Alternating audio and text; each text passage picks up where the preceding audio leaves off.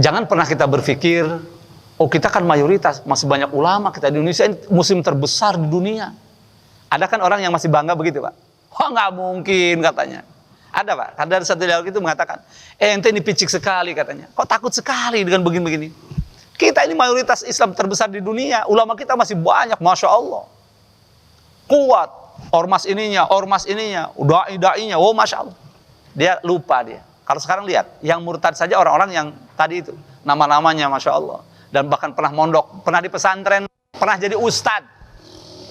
Ngajar di pesantren, murtad, Pak. Mohon maaf, gila nggak kira-kira kalau saya boleh berkata gila? Fitnah akhir zaman maksudnya. Setelah dikuak oleh temannya, dia kena fulus. Saya tahu katanya, karena dia sahabat saya dulu, karena dorongan ekonomi. Bayangkan, Pak. Berarti kan hatinya khorob itu, Pak. Masa ustadz sudah ngajar, kalau memang benar ustadznya itu. Dan sekarang dengan pedenya menyuruh dan sudah banyak yang murtad di tangan dia.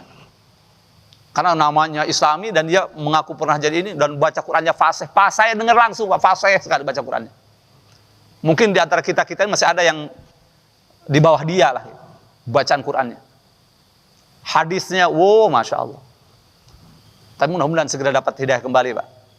Karena sudah banyak yang ngajak diskusi, dialog. Tinggal ngekliknya aja itu. Tinggal rahmat dari Allah. Kalau tidak dapat rahmat dari Allah, sudah. Khalidna fiha abada itu termasuk yang kekal dan neraka jahanam itu selamanya.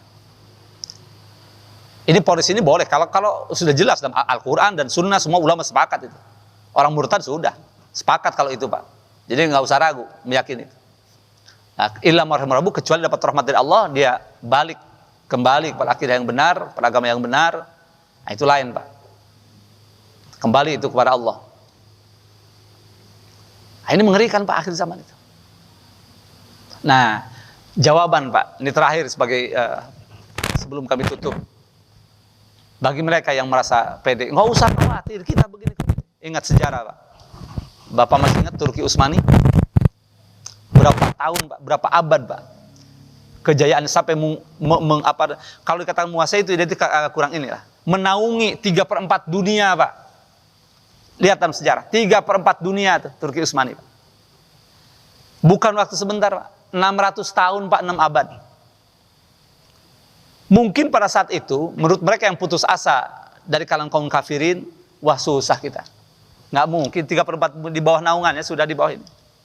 Siapa yang berani nyolek? Nggak mungkin bisa dihancurkan, nggak bisa ini. Sudahlah, bisa putus asa. Tapi ternyata, Pak, lihat. Kita tahu kejayaan semenjak dibebaskan oleh Muhammad Al-Fatih. Seorang pemuda, putra sultan, yang usia 5 tahun, bandelnya bukan main. Itu dalam sejarahnya, biografinya, Pak.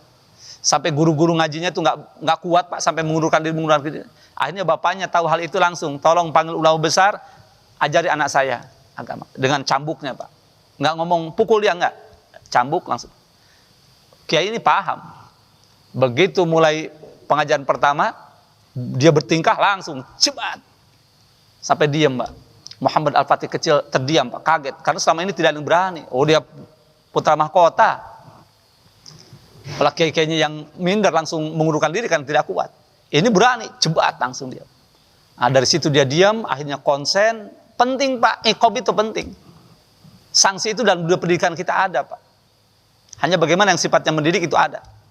Jadi jangan pernah kalau anak kita kena ini itu langsung kita meresponnya dengan negatif, Pak. Ada tabayun, Pak. Ini kalau mau ilmu berkah, Pak. Dimanapun anak kita belajar. Karena nanti bisa jadi cerdas, hebat, tapi ilmunya nggak dapat keberkahannya, Pak. Akhirnya terjebak dalam korupsi dan lain sebagainya. Jangan, Pak. Itu makanya dekati ulama-ulama yang ngerti itu tentang pendidikan itu. Gimana sih dalam Islam itu? Apakah ada yang namanya iqab buat thawab? Karena kan at-tarbiyah, kalau bicara pendidikan bisa panjang lagi. Nah, singkatnya contoh, akhirnya langsung berubah, Pak, drastis. Langsung konsen, langsung diem, ya. Karena nggak mau bertingkah lagi karena gurunya tegas luar biasa. Maka 1 tahun, Pak, langsung hafal Quran, Pak. Bayangkan, Pak. Bocah yang mohon maaf tadinya bandelnya bukan main, galak. Wah, ini ya, orang gimana mau memberikan sanksi? Anak raja, anak sultan. Bukan sultan-sultan bahasa sekarang, sultan bahasa ini ya. Ini sultan asli, Pak. Nah, Maka dengan begitu subhanallah, sudah hafal Quran, usia 19 tahun jadi panglima, Pak. Bayangkan itu. 21 tahun sudah membebaskan Konstantinopel itu. Makanya ulama pada sejarah memaknai hadis bahwa yang dimaksud dalam hadis itu adalah beliau Muhammad Al-Fatih. Karena dalam hadis sahih, la tuftahanul Konstantinia. Konstantinopel, Istanbul, Turki pasti akan dibebaskan kata Nabi. Hadis sahih, Pak. Falanimal amiruha. Maka sebaik-baik panglima adalah panglima yang membebaskan itu. Walanimal jaishu, dan sungguh pasukan terbaik adalah dzalikal jaish, tentara itu. Maka dari mulai Rasulullah setelah wafat, Pak, para sahabat tabi'in berlomba-lomba, Pak. Siapa yang pemimpin pokoknya dari mulai Yazid bin Muawiyah dulu bergerak ke sana. Di sana ada ikut siapa? Sayyidina Ayyub Al-Ansari, sahabat Nabi yang dulu ketika Nabi hijrah tinggal di rumah beliau itu. Kuburannya di mana? Di Turki, Pak. Karena ikut pembebasan itu, tapi ternyata tidak berhasil dan beliau gugur di sana. Sekarang ada masjid dan saya sudah pernah ziarah ke sana. Bayangkan, terus ternyata abad keberapa, Pak? Nah, sampai muncullah Allah kirimkan Muhammad Al-Fatih yang dalam biografinya, Pak, nggak pernah tertinggal takbiratul ihram 5 waktunya. Dari mulai akil balik, Pak. 5 waktunya, Pak, bukan tidak pernah tertinggal dan tidak pernah tinggal qiyamul lailnya, Pak. Dari sejak akil balik. Masya Allah. Makanya karomahnya luar biasa. Begitu nyerbu, ya bagi yang pernah ke Turki, lihat bagaimana. Ini lautan yang dalam hadis juga, yang di sampingnya ada lautan begini-begini. Nabi sudah menjelaskan itu. Itu sulit, Pak. Kita nanya sama yang ahli pun begitu. Ini laut, Pak. Naik ke atas itu, wah ini karang begitu, dan di atasnya benteng. Tebalnya sekian meter, tingginya sekian ini. Maka kalau ada yang nyerang dari sana, tinggal dipanahin ini dari atas sudah habis.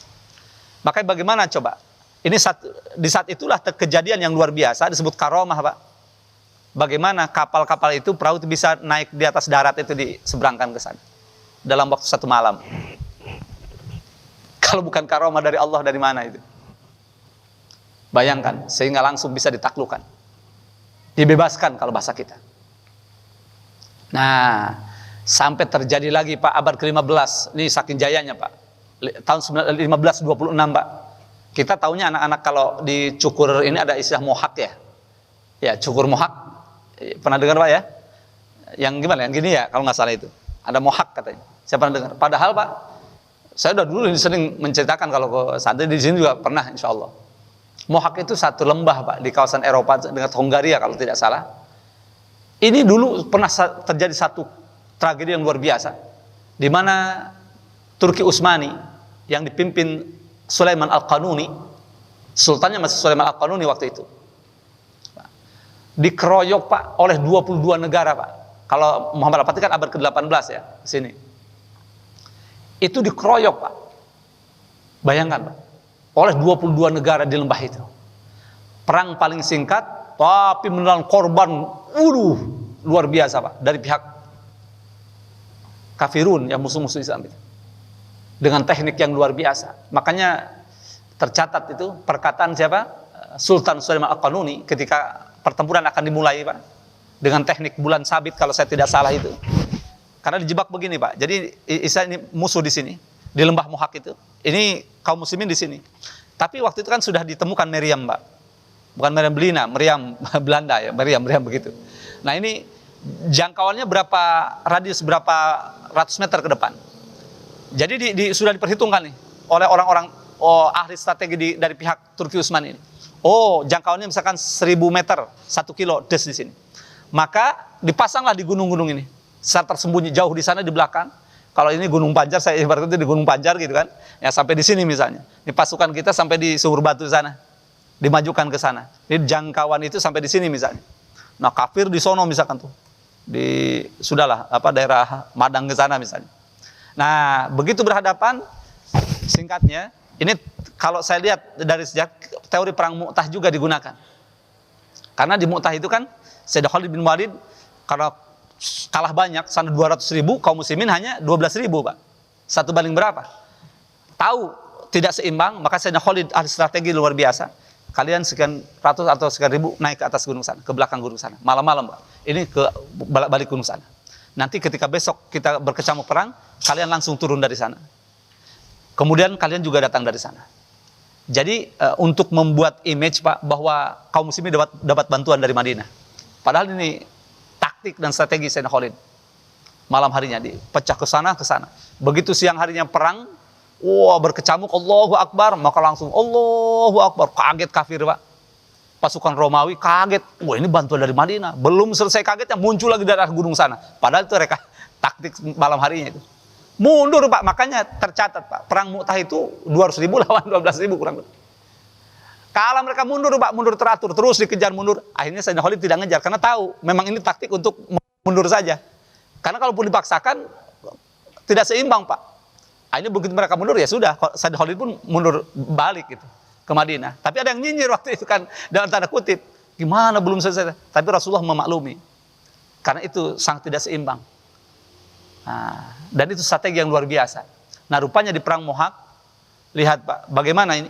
Begitu dijebak di sini, mulai pertempuran dan apa pidato yang sangat terkenal. Sambil berlinang air mata, Sulaiman Al-Qanun mengatakan, wahai pasukan, sungguh dalam pertempuran ini, kita disaksikan oleh ruhnya Nabi Muhammad SAW. Dan beliau dengan penuh rindu, penuh kerinduan menanti kita semua di sana. Bayangkan. Maka sahabat yang mungkin di antara mereka ada yang sudah ngedown gitu, langsung Pak. Karena ini yang dibuat oleh Sayyidina Khalid pun begitu Pak. Ketika pasukan kaum muslimin yang hanya 12.000 kurang lebih, hadapan 200.000 itu ada yang ngedown juga Pak. Langsung Sayyidina Khalid maju Pak. Beliau berpidato di sana, salah satu pidato yang terkenal Pak. Kita berperang bukan karena sedikit banyaknya pasukan kita, tapi karena agama Islam yang telah memuliakan kita. Allahu Akbar. Langsung Pak, berubah jadi singa-singa lapar Pak. Maka lihat dalam sejarah, begitu terjadi pertempuran menyeruak sampai mereka saksi dan mereka mengatakan ini ibarat singa-singa lapar untuk kaum muslim. Masya Allah, karena dibakar semua. Nah ini pun begitu Pak. Roh Nabi Muhammad menyaksikan, ada di sini menyaksikan kita semua, dan beliau dengan penuh rindu menanti kita. Langsung Pak. Maka dengan strategi yang sudah ini secara maknawi, manusiawi, karena ikhtiar itu dalam akidah Ahlussunnah wal Jamaah harus dimaksimalkan. Setelah itu baru tawakal. Terjadilah Pak perang. Tapi hebatnya apa Pak? Begitu terjadi perang, Allahu Akbar, dari sana nyerbu, ini balik Pak. Pasukan ini balik. Anggaplah kalau tadi kita di Sumur Batu ini, balik ke sini. Lari. Nah, kafir nganggap ini kalah. Karena memang kalah banyak, 22 negara Pak. Hongaria, pokoknya daratan Eropa lah seluruhnya. Dan itu instruksi Vatikan Pak, jangan salah. Karena terlibat itu. Ya. Itu masa pemerintahan Louis II tuh di Eropa, dan langsung Paus menginstruksikan itu, mengumpulkan para laskar-laskar ininya gitu. Itu bukan hanya tentara asli Pak, sampai laskar-laskar, wah Masya Allah. Lihat dalam sejarah. Seluruh darat Eropa tumplek di sana, tumpah ruah Pak. Maka begitu lihat lari, wah kalah nih. Padahal jebakan maut Pak. Begitu sampai anggaplah di sini tadi, lewat sedikit ke sana, langsung meriam dari sana, siut. Jadi begitu pasukan sampai di sini langsung kalang kabut Pak. Di luar dugaan mereka. Begitu kalang kabut, Bapak bisa bayangkan, pasukan ratusan ribu kan di belakang. Mereka balik ke sana berbenturan dengan di belakang. Nah ternyata Sulaiman Al-Qanun ini sudah membagi Pak. Kalau ibarat di sini tadi meriam-meriam di Gunung Pancar sana, di pasukan ada yang ke Bojongkoreng sana sekian ribu, di belakang sana, di belakang bukit ini, yang ke Hambalang sana sekian ribu pasukan. Dibagi Pak. Jadi begitu mereka datang sana kocar-kacir, balik tidak mungkin berbenturan dengan ini, akhirnya lari ke arah Bojongkoneng, lari ke sana. Nah dari sana sudah disambut dengan panah-panah para sniper-sniper kita Pak. Itu yang dalam hanya durasi 1 jam Pak. Dan di sana ada sungai Pak. Karena naik ke sana ternyata disambut oleh panah-panah sniper-sniper kita, Turki Utsmani. Di sana juga sama seperti itu, maka mereka malah menceburkan diri ke sungai dan mayat bergelimpangan di sungai itu Pak, tenggelam pada mati Pak. Ribuan Pak. Bayangkan, lihat buka sejarah itu. Akhirnya hanya 1 jam langsung getan senjata, mereka keok Pak. Dan saya itu tidak berani macam-macam lagi. Sampai 3/4 dunia Pak. Dinaungi oleh Turki Utsmani. Tapi apa yang terjadi Pak? Nih tadi bahasan kita kan jangan kepedean Pak. Bahwa yang mayoritas tidak ini. Karena Nabi sudah mengatakan Pak, Gusaka Gusaisail, nanti kalian itu ibarat buih di lautan. Mayoritas memang kalian. Tapi kalian seperti buih di lautan. Musuh-musuh kalian mengerubungi kalian seperti belatung ulat mengerubungi makanannya itu. Sampai begitu kan dalam hadis sahih. Sahabat sampai kaget itu. Tiba-tiba Nabi, yushiku antalaikum umam kama tadal akal qas'atiha. Sudah hampir tiba masanya musuh akan menggerubung kalian seperti ulat menggerubung kalian. Sampai sahabat, amin kilatin nahni yauman ya Rasulullah. Apakah kita minoritas ya Rasulullah? Bal antum yauman katsir. Tidak, justru kalian mayoritas waktu itu. Walakinnakum gutsaka gutsai sail. Hanya saja kalian seperti buih di lautan. Ini yang jadi masalah, Pak. Sehingga karena seperti buih di lautan, wal yang za'anu minkum bihumul muhabata minkum wal yaktifan Allah fikul wahan. Akhirnya Allah cabut rasa takut dari mereka karena kalian ibarat buih sulit bersatu nih. Ya. Rasa takut dicabut dari hati mereka dan Allah campakkan ke dalam hati kalian penyakit wahan. Kata sahabat, qalu wa mal wahan ya Rasulullah? Ya Rasulullah, apa itu wahan? Qala hubbud dunya wa karahatul maut. Cinta dunia dan takut mati. Ini yang menyebabkan kita lemah sampai saat ini. Nabi ini yang mengatakan itu. Karena tahta harta wanita dan itu takut mati nih. Nah maka Allahu Akbar. Lihat, sehebat, sebesar itu Turki Utsmani, Pak. Kapan runtuhnya, Pak? Ini singkatnya saja, Pak. Karena para pengkhianat dari dalam negeri, Pak, yang dibina oleh mereka, Pak, akhirnya muncul di sana ada Komite Persatuan dan Kemajuan, ikut bertanggung jawab, Pak, Sultan Abdul Hamid II, Pak. Itu direkam bagaimana dimakzulkan, Pak, dilengserkan, diganti oleh Muhammad Rosyad, yang pada akhirnya menyeret dia tanpa alasan jelas kepada Perang Dunia Pertama. Dan inilah yang menyebabkan kehancuran Turki Utsmani, Pak. Sampai singkat kisah, karena waktu tanggal 1 November 1922 resmi, Pak, Kesultanan Turki dihapuskan. 2 tahun berikutnya 3 Maret 1924 Khilafah Utsmaniyah yang menaungi 3/4 dunia resmi dihapus sudah. Apa dampaknya, Pak? Konsekuensinya, Pak? Azan dirubah dengan bahasa Turki, tidak boleh lagi. Belajar Al-Quran dilarang, Pak. Di mana-mana nggak boleh, Pak. Sampai para ketua yang punya Quran pun disembunyikan, Pak. Lihat dalam sejarah, Pak. Siapa yang menentang rezim langsung digantung, Pak. Ulama-ulama banyak mati di tiang gantungan. Akhirnya melihat kondisi lembah begini langsung. Mana, Pak? Negara Eropa, Yunani, Itali, semua, kayak membagi kue, Pak. Ini Turki sendiri, Pak, jantungnya Turki dibagi-bagi, Pak, dikuasai oleh mereka. Dan jantungnya sendiri, Istanbul, ibu kotanya Istanbul itu Islambul asalnya, pusat Islam. Istanbul itu Islambul, tanya aslinya. Nah, pusat Islam. Itu jantungnya dikuasai oleh Inggris dan dijajah oleh Inggris. Yang tidak pernah, Pak, mungkin diperhitungkan sebelumnya. 3/4 dunia ternyata dijajah juga oleh Inggris. Wilayah-wilayah lainnya dibagi-bagi tuh, kayak bagi kue. Yunani, Italia dan sebagainya itu. Hancur, Pak. Yang membuat pedih hati seorang ulama yang lahir tahun 1293 yang bernama Syekh Said Nursi, kemudian mendapat julukan Badi'uz Zaman karena beliau selain 490, Pak, kitab induk yang dihafal ngelotok keluar kepala, juga beliau ketika mempelajari ilmu eksak, matematika, fisika, biologi luar biasa, Pak, langsung dikuasai. Begitu dipresentasikan di hadapan para ulama, luar biasa, Pak, menguasai itu, sampai akhirnya dijuluki Badi'uz Zaman, keajaiban zaman itu. Itu lakobnya, Pak, keunikan dan keajaiban zaman ini, kata Pak. Diakui.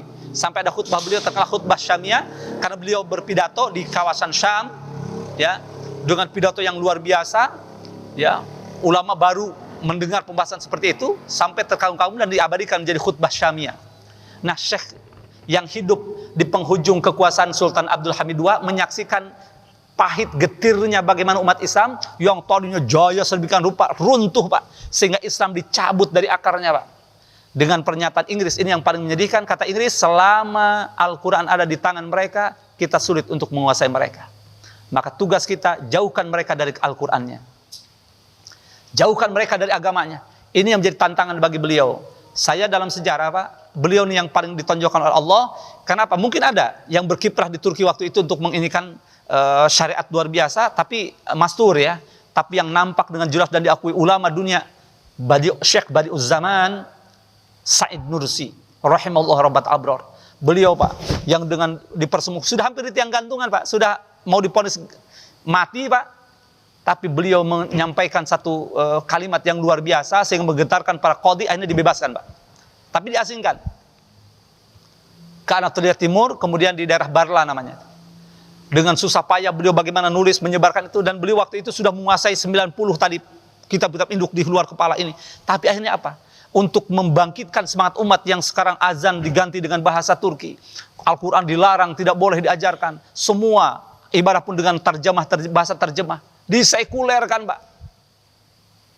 Waduh, sudah menjawab. Yang menentang langsung digantung. Ponis mati sudah menanti.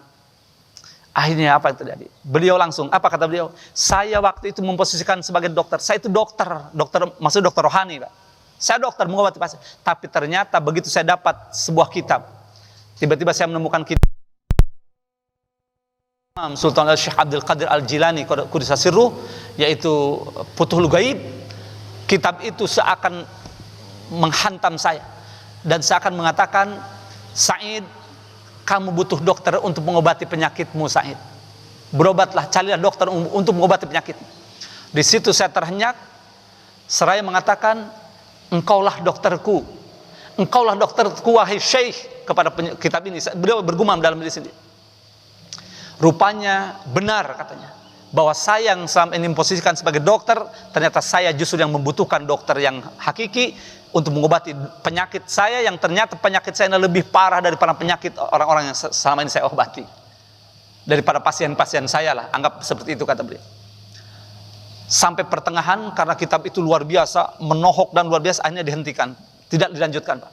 Beliau tafakur, tadabur, sehingga beliau dapat pencerahan dari Allah SWT, akhirnya dilanjutkan lagi. Semakin memahami makna hidup dan kehidupan ini, kemudian mendapatkan satu kitab lagi, sehingga beliau langsung berkiblat bahwa tidak boleh ada yang lainnya, kita harus kembali kepada Al-Quran. Ya tentu dengan perangkat ilmunya, bukan jangan diterjemahkan secara picik ya. Quran Sunnah bahwa nggak boleh ada qaul ulama, oh bahaya itu. Ya, dengan pernyataan awam seperti itu bahaya. Nah inilah Pak, sampai beliau menulis kitab namanya Al-Khutuwat As-Sitt, 6 langkah Pak.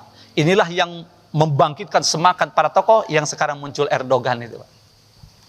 Jadi jasa beliau Pak, Islam Masya Allah luar biasa bangkit. Lihat di Turki, Masya Allah. Akhirnya muncul ruh Islam, akhirnya beliau langsung memimpin jihad sendiri Pak. Membebaskan Turki dari penjajahan Inggris, sampai berhasil Pak. Walaupun beliau pernah tertangkap, dibawa ke Rusia Pak, dan dengan luka tembak yang wah hampir mati, hampir meninggal waktu itu. 2 tahun setengah Pak di pengasingan, di tawanan mereka, tapi dengan izin Allah ketika ada revolusi Bolshevik, dia bebas Pak, bisa melarikan diri Pak, melarikan diri dengan izin Allah.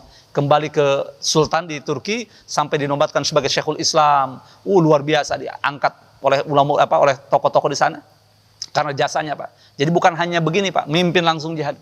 Santri-santrinya, jamaahnya diajak, akhirnya subhanallah sampai berhasil kembali, tapi tidak seperti dahulu lagi. Karena sudah dipecah-pecah, diambil, membagi kue Pak. Ya seperti yang saat kita sekarang ini saksikan Pak, berubah. Ya, jadi dari mulai saat itu sudah tidak bebas lagi Pak berdakwah, tapi bisa mengusir penjajah saja sudah satu prestasi Pak. Nah terus dari bawah Pak, dari desa ke desa ke kota terus tersebar, walaupun pelan tapi pasti, akhirnya muncullah tokoh-tokoh. Tapi yang sebelum-sebelum ini lihat Pak, mati di tiang gantungan kan. Pemimpin yang agak ini sedikit berujung tragis. Tapi Erdogan dengan izin Allah luar biasa Pak. Sampai sekarang sinar Islam lihat kembali. Izil Islam itu mulai nampak. Walaupun hakikat hanya Allah yang maha tahu ya. La uzaki, saya tidak mengisukan seseorang, tidak. Tapi secara lahiriah subhanallah. Nampak sekarang sudah luar biasa. Nah yang sekarang Armenia lagi perang, termasuk dulu yang membancakan tuh, merebut beberapa kawasan Turki. Gitu. Yang sekarang makanya Masya Allah Turki ada di pihak mana tuh? Azerbaijan sekarang kan? Wallahu alam lah itu. Yang jelas sebagai penutup, maka jangan pernah berpikir seperti itu. Turki yang 3/4 dunia dinaungi waktu itu dikuasai, hancur berkeping-keping sampai pada tragis. Adzan saja harus dirubah dengan bahasa Turki, ngaji harus dirubah dengan bahasa terjemah, semuanya Pak. Tidak boleh lagi orang pada takut menyimpel Al-Quran, nggak takut ketahuan oleh rezim waktu itu. Berubah Pak. Karena tokoh yang ini langsung diponis gantung. Sudahlah. Tidak pernah masuk di benak mungkin orang-orang yang mengalami kejayaan waktu itu. Nah, Syekh Said Nursi lah yang menyaksikan pahit getirnya dan menuju kejayaan, sampai di hujung kejayaan, sampai diruntuhkan itu. Sampai saat ini tidak pernah bangkit lagi. Maksudnya belum tidak kembali seperti dulu, belum kembali seperti dulu lagi. Kalau saya pribadi Pak, melihat dari riwayat ini sudah, tinggal menunggu khilafah ala minhajin nubuwah yang akan dipimpin oleh Imam Mahdi al-Muntazar. Itu saja sudah. Jadi saya meyakini khilafah itu. Ya, yang terakhir sudah. Nah, dan itu insya Allah tidak akan lama. Berapa puluh tahun, berapa tahun hanya Allah yang Maha tahu. Itu saja sudah. Karena hanya melihat tanda-tandanya Pak. Dari apa yang disampaikan Nabi semakin jelas, semakin nyata. Semakin nyata. Tinggal kita mempersiapkan untuk menyambut. Ya. Siapa tahu kita termasuk yang ditakdirkan Pak. Karena ulama-ulama mengatakan hanya tinggal sekian tahun lagi, dengan hujah-hujah mereka. Nah, dan tanda-tandanya saya perhatikan luar biasa. Wallahu alam, saya tidak berani menyebutkan kapan tahunnya, walaupun ulama ada yang mengatakan tahun sekian, tidak akan lebih dari tahun sekian, saya nggak berani Pak. Ya. Tapi yang jelas ini semakin dekat. Juga anak-anak kita bina, jangan sampai salah pilih nanti Pak. Nah, karena nanti akan ada saingan yang menyerang siapa Pak? Dari kalangan kaum muslimin, umat Islam juga Pak. Dari kelompok Bani Sufyani itu menyerbu ke Makkah Al-Mukarramah, menyerang siapa? Menyerang Imam Mahdi Pak. Tapi Allah hancurkan di perjalanan Pak. Di Khosaf itu. Blok pasukan di antara Makkah Madinah tuh sampai di kawasan itu, karena nanti teknologi sudah habis semua. Habis semua, tidak ada teknologi lagi. Mereka berjalan kaki, ini satu hujah dalil bahwa nanti tidak ada lagi. Sampai di pertengahan antara Makkah Madinah, mereka di Khosaf diamblaskan ke bumi pasukan paling depan, kemudian paling belakang dan paling tengah. Kecuali hanya 1-2 orang yang selamat, itu pun untuk sebagai saksi menyampaikan informasi itu. Habis Pak, sudah kalah. Nah ini yang kedua, baru dengan Persia nanti, Imam Mahdi PS Persia nanti. Kemudian ada satu perang yang terbesar dalam sejarah perperangan dunia, yang perang versi mereka Harmujidun, kita versi kita dalam hadis Al-Malhamah Al-Kubra, perang dunia ketiga. 80 negara PS umat Islam. Amerika dan sekutunya berhadapan dengan kita. Ya, Arab, kaum muslimin maksudnya. Dalam hadis sahih. Di mana tempatnya Pak? Di Ghouta, di Syam. Syam itu terbagi 4 sekarang. Syria, Jordania, Palestina, dan Lebanon. Di kawasan itulah nanti, entah pas di Palestinanya atau di Damaskus Syrianya, yang jelas markas pertahanan kita, kata Nabi, yang terbaik nanti khairu manazilikum adalah Al-Ghouta. Di situ ada satu kota yang bernama Damaskus, artinya di Syria Pak. Itu Ghouta nanti tempat markas kaum muslimin di akhir zaman. Imam Mahdi memimpin nanti, dalam hadis sebagian hadis mengatakan antara 7 tahun sampai 9 tahun, wallahu a'lam. Karena ada yang mengatakan 7 tahun, ada yang mengatakan 9 tahun. Kemudian turun Dajjal. Nah, berbarengan itu Nabi Isa diturunkan. Sudah, itu sudah mendekat akhir daripada nihayatul alam, the end of the world, ya. Ini akhir daripada dunia ini sudah. Maka mari kita sama-sama tingkatkan kualitas iman takwa kita kepada Allah SWT dengan banyak bertakarrub, saling doakan sesama kita kaum muslimin supaya akidah kita, iman kita dijaga oleh Allah Subhanahu wa taala, karena tidak ada yang bisa kecuali Allah Pak. Illa marahmar rabbuh, hanya rahmat Allah lah. Itu yang kita mohonkan selalu Pak. Jangan pernah, oh ini kalau tokoh, kalau kiai, kalau ustad mungkin jauh Pak, ini fitnah Pak, akhir zaman. Maka doakan kami juga, doakan semua para kiai, para ustad kita, pimpinan pesantren, para santri semua, kita saling berdoakan supaya dikokohkan, dikuatkan iman Islam kita dan mati dalam keadaan husnul khotimah. Ini yang harus kita minta Pak. Bagaimanapun kondisinya, kita, keluarga kita, orang yang kita cintaikan Allah dan mereka cinta kepada Allah, diwafatkan dalam keadaan husnul khotimah. Itu saja. Demikian yang dapat saya sampaikan. Yang salah dari saya pribadi sudah pasti itu, dan saya mohon maaf, mohon ampun. Semoga Allah mengampuni saya, dan yang benarnya semata bimbing dari Allah Subhanahu wa taala, semoga bermanfaat. Hadanallahu wa iyyakum ajmain. Wallahul hadi ila thariq. Wassalamualaikum warahmatullahi wabarakatuh.